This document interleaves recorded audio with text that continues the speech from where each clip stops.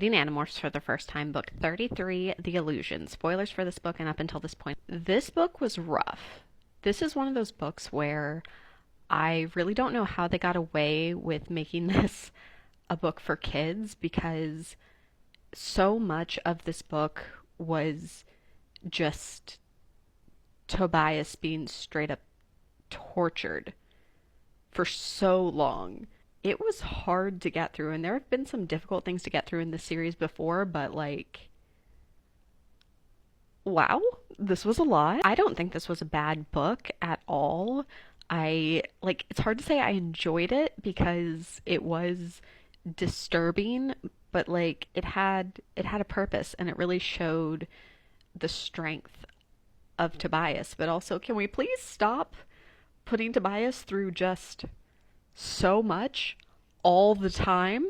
But on a couple lighter notes, first of all, the description of Taylor, who's basically evil Rachel, like, I'm sorry, reading this in 2024, I'm just like, is that Taylor Swift?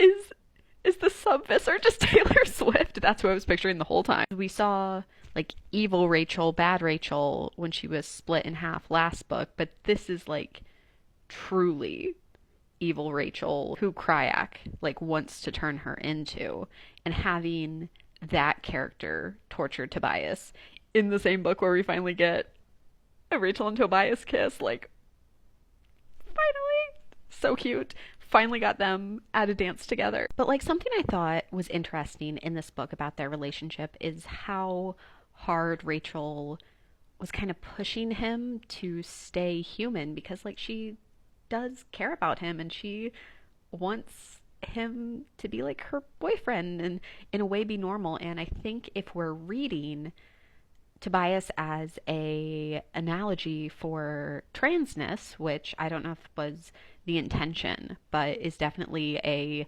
strong reading you could have, then Rachel's reaction in a way could be seen as her trying to deal with her own queerness. Because if Tobias is a trans metaphor and Rachel clearly cares about him and like wants a romantic relationship with him, like there is a queer reading of Rachel there, and I think some of her actions could be seen as trying to deal with her own queerness, her potential bisexuality. I'm sorry, I see her as a chaotic bisexual.